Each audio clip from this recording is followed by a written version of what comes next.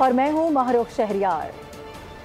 Bulletin का बाकायदा आगाज करेंगे। सबसे पहले आपको बताएं कि वजीर आजम शहबाज शरीफ और बिलावल भुट्टो जरदारी आज अहम बैठक लगाएंगे। मुल्क की मजमूई सियासी सूरत हाल और हुकूमती उमूर पर बातचीत की जाएगी। इत्तेहादी जमातों का इत्तेहाद खतरे में, ना वादे वफा हुए ना गिले शिकवे दूर। बिलावल भुट्टो आज फिर वजीर आजम के साथ बैठक लगाएंगे, मुआहदे और वादे याद दिलाएंगे। वजीर आजम शहबाज शरीफ और chairman Peoples Party Bilawal Bhutto के दरमियान ये दूसरी मुलाकात होगी। बिलावल भुट्टो पहले भी वजीर आजम के सामने मुआहदों की खिलाफ वर्जियाँ और पंजाब में तरक्याती फंड्स की अदम फराहमी पर बात कर चुके हैं। वजीर आजम हाउस में होने वाली मुलाकात में शिकवों शिकायतों के साथ मुल्क की मजमूई सियासी सूरत हाल और हुकूमती उमूर का जायजा भी लिया जाएगा। दोनों बड़ी हुकूमती इत्तेहादी जमातों के दरमियान दरीना मसाइल जेर गौर आएंगे। IMF मिशन के साथ पॉलिसी सतह के मुज़ाकरात का आगाज आज से होगा। 5 दिन तक जारी रहने वाले मुज़ाकरात में आइंदा माली साल के लिए बजट तजावीज़, कार्बन टैक्स और गर्दिशी कर्ज में कमी के लिए मज़ीद इकदाम का जायजा लिया जाएगा। मुज़ाकरात में निजकारी के शॉर्ट टर्म प्लान पर भी हतमी बातचीत होगी।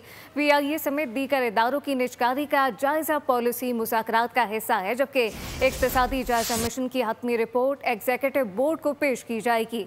IMF एग्जीक्यूटिव बोर्ड $1 अरब से ज्यादा की केस की हतमी मंजूरी का फैसला करेगा। और अभी खबर यह है कि स्टेट बैंक आइंदा 2 माह के लिए मॉनेटरी पॉलिसी का ऐलान आज करेगा। मरकजी बैंक की जानिब से शरह सूद में कमी का ऐलान किया जा सकता है। आपको ये बता दें कि मॉनेटरी पॉलिसी कमेटी का इजलास स्टेट बैंक के मरकजी दफ्तर में होगा। इजलास के बाद मॉनेटरी पॉलिसी का ऐलान प्रेस रिलीज के जरिए किया जाएगा। माहिरीन के मुताबिक स्टेट बैंक शरह सूद में 100 से 200 बेसिस पॉइंट्स कमी कर सकता है। इस वक्त शरह सूद की अगर बात की जाए तो वो 12% पर मौजूद है, जबकि मुल्क में अफराते ज़र की शरह कम तरीन सतह तक आ चुकी है। Federation of Pakistan chamber of commerce ने शरह सूद में 500 बेसिस पॉइंट्स कमी का मुतालबा किया है। और मुल्की मईशत तरक्की की पटरी पर दौड़ने लगी है। बरामदात हो या टैक्स वसूली, कारोबार हो या तरसीलात ज़र, तमाम मौशी मंडियों से ज़बरदस्त खबरें आने लगी हैं। नए रिकॉर्ड बनने लगे हैं। तफसीलात इस रिपोर्ट में। मईशत की गाड़ी दौड़ चली। बहाली के बाद पाकिस्तानी मईशत मुसलसल तरक्की की राह पर गामजन हो गई। साल 2025 में मुल्क की बरामदात 30.351 अरब डॉलर तक पहुँच गई, जबकि मौशी माहिरीन ने हदफ 32.34 अरब डॉलर मुकर्रर कर रखा है। FBR ने टैक्स वसूली में भी रिकॉर्ड बना दिए। गुज़िश्ता साल 9.252 ट्रिलियन वसूल की गई। रवां साल टैक्स वसूली का हदफ 12.97 ट्रिलियन रखा गया है। रवां साल तरसीलात ज़र का हजम 35 अरब डॉलर तक पहुंचने की उम्मीद है। 2021 में 47,000 पॉइंट्स पर ट्रेड करने वाली पाकिस्तान स्टॉक आज 75,878 पॉइंट्स पर कारोबार कर रही है। पाकिस्तान स्टॉक मार्केट में कारोबारी हफ्ते के पहले रोज मुस्बत रुझान रहा। ट्रेडिंग के दौरान 100 इंडेक्स में 600 से ज्यादा पॉइंट का इजाफा रिकॉर्ड किया गया, जिसके बाद इंडेक्स 1,15,000 की सतह अबूर कर गया। तफसीलात क्या है, मार्केट सेंटिमेंट कफील अहमद से जानते हैं। जी कफील। मार्केट में सेंटीमेंट कारोबार के आगाज से कुछ नेगेटिव था, तमाम इस वक्त जो है वो 492 पॉइंट का इजाफा मार्केट में रिकॉर्ड किया गया और मार्केट का जो है इंडेक्स है वो 1,14,891 के लेवल पर ट्रेड कर रहा है। मार्केट में अगर हम आज बात कर लें तो आज मॉनेटरी पॉलिसी की अनाउंसमेंट है, जो कि स्टेट बैंक ऑफ पाकिस्तान जो है वो एक्सपायर के बाद जारी करेगा और मुमकिन तौर पर जो सरमायाकार है वो इस बात की तवक्को कर रहे हैं कि शरह सूद में एक मरतबा फिर जो है वो कमी की जो है वो की जा सकती है, जो कि इस वक्त 12% पर है। और ताहम अगर हम बात कर लें चैम्बर ऑफ अपने कॉमर्स का, तो उनकी डिमांड है कि जो शरह सूद है उसमें 300 से 400 बेसिस पॉइंट जो है वो कमी की जाए। तो इस वक्त मार्केट जो सेंटिमेंट है पॉजिटिव है और 1,14,500 के लेवल पर मार्केट जो है वो ट्रेड कर रही है। शरह सूद में भी कमी मुतवक्के है। कफील अहमद अपडेट कर रहे थे, आपका शुक्रिया। आज का एक और अहम इवेंट ये भी है कि पार्लिमानी साल के आगाज़ पर सदर जरदारी आज पार्लियामेंट के मुश्तरका इजलास से खिताब करने जा रहे हैं। इजलास से कबल पार्लियामेंट हाउस में सख्त सिक्योरिटी इंतजामात किए गए हैं और दाखिले पर सख्त पाबंदियाँ आयद कर दी गई हैं। आइन के आर्टिकल 56 के मुताबिक सदर हर पार्लिमानी साल के आगाज़ पर दोनों ऐवानों से खिताब करते हैं। कौमी असम्बली सेक्रेटेरिएट ने पार्लियामेंट के मुश्तरका इजलास का एक निकाती एजेंडा जारी कर दिया है, जबकि एजेंडे के मुताबिक पार्लियामेंट का मुश्तरका इजलास दोपहर 3 बजे होगा।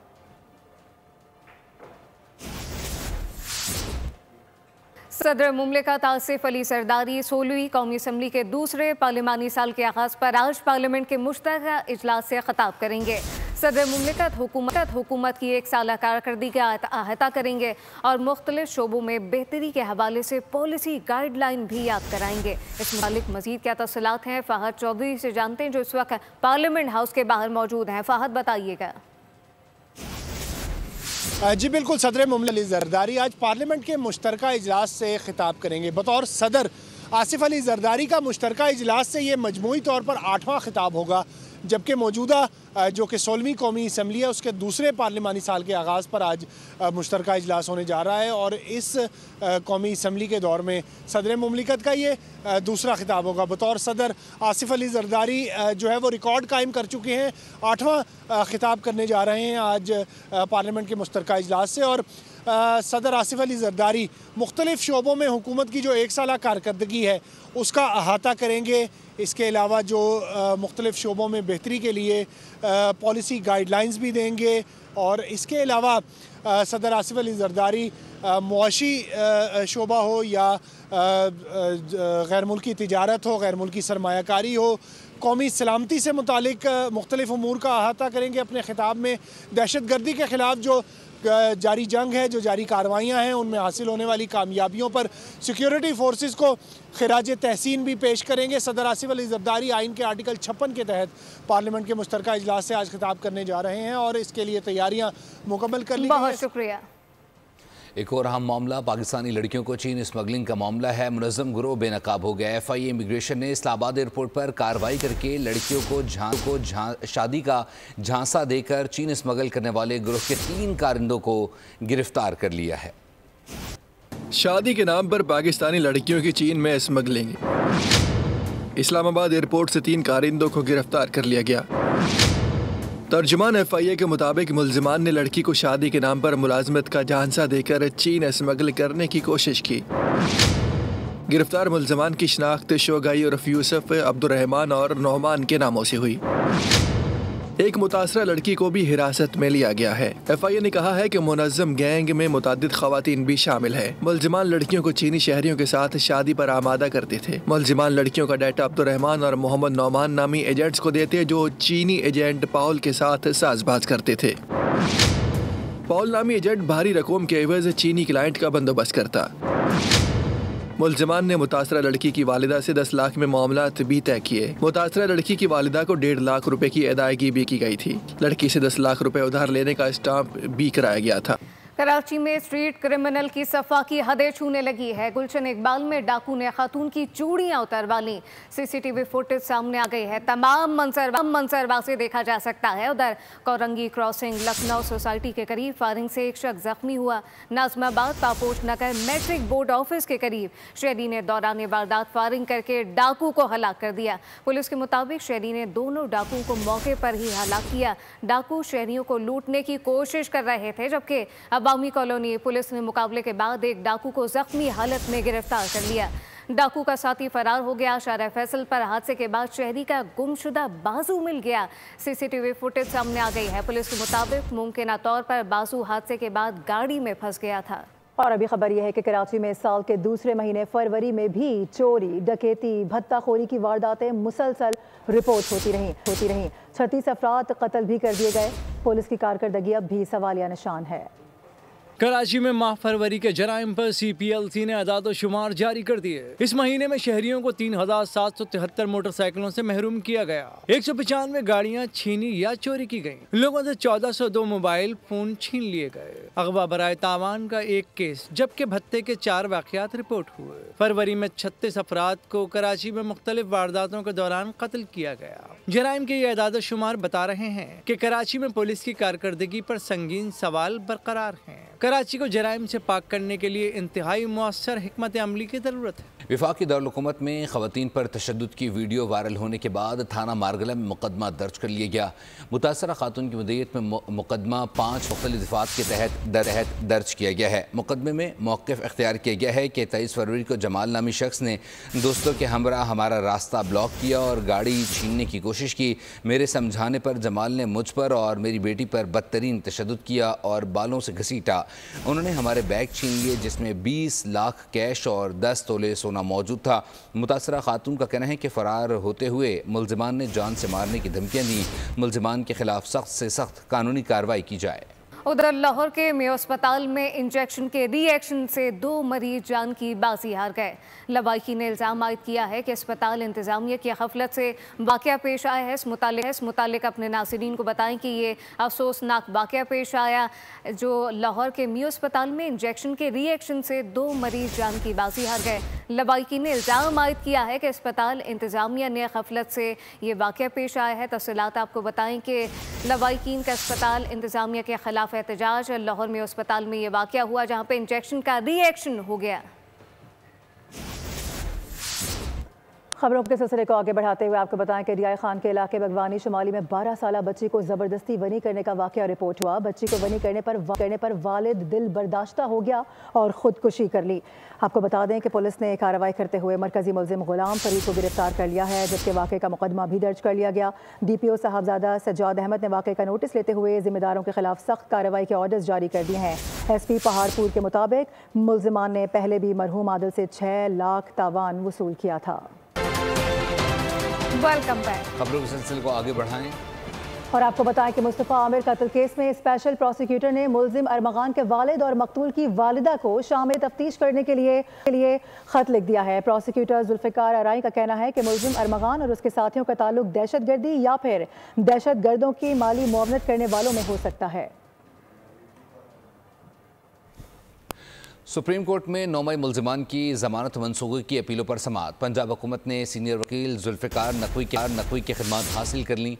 वकील जुल्फ़िकार नकवी ने अदालत से तैयारी के लिए वक्त देने की सदा कर दी। चीफ जस्टिस बोले, गुज़िश्ता समातों पर एडिशनल प्रोसिक्यूटर पेश होकर वक्त मांगते रहे, आज आप वक्त मांग रहे हैं, ऐसे नहीं चलेगा। 26 नवंबर के एहतजाज के 31 मुकदमात में जमानत केस। बुशरा बीबी की अबूरी जमानत में 8 अप्रैल तक तौसी। आपको बताएं कि मेयर कराची मुर्तज़ा वहाब ने रात गए रियारी की मुख्तलिफ यूसीज़ का दौरा किया है। वाटर कॉरपोरेशन के MD असदुल्ला खान और मोहम्मद यूसी चेयरमैन भी मेयर कराची के हमरा थे। मुर्तज़ा वहाब ने सीवरेज पंपिंग स्टेशन का भी दौरा किया। इसके साथ साथ मेयर कराची का कहना था कि रमज़ानुल मुबारक में शहरियों को रिलीफ मिलना चाहिए। लियारी और मुख्तलिफ इलाकों में पानी और सीवरेज के मसाइल हल कर रहे हैं। ओल्ड सिटी एरिया में सीवरेज के निज़ाम में बेहतरी आई है। मेयर कराची मकामी लोगों के साथ घुल मिल गए और क्रिकेट खेली। मुस्तफ़ा कमाल ने वज़ीर सेहत बनने के बाद डिजिटल मीडिया के साथियों से खिताब में कहा कि वज़ारत एक बड़ी जिम्मेदारी होती है। खुशी तब मुकम्मल होगी जब लोग कहें कि मुस्तफ़ा कमाल आया था और हमारी ज़िंदगी बेहतर हो गई। तो इस खिताब के बाद मुस्तफ़ा कमाल ने नौजवानों के साथ क्रिकेट खेली और हैट्रिक पर फोटोग्राफ दिया। इस मुतालिक आपको बताएं कि मुस्तफ़ा कमाल ने खिलाड़ियों के साथ क्रिकेट खेली। वज़ारत एक बड़ी जिम्मेदारी है। मुस्तफ़ा कमाल की जानिब से कहा गया कि एक बड़ी जिम्मेदारी है। खुशी होगी कि जो लोग हैं वो बाद में मुझे याद करें और कहें कि मुस्तफ़ा कमाल आया था।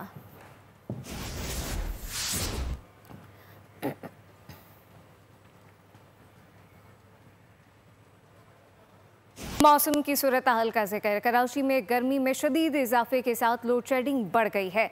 मुख्तलिफ इलाकों में बिजली की अदम फराहमी के बायस एहतजाज भी किए गए। इस वक्त हमारे नुमाइंदे कफील अहमद रिपोर्ट कर रहे हैं। कफील, बताइएगा क्या सूरत हाल देख रहे हैं?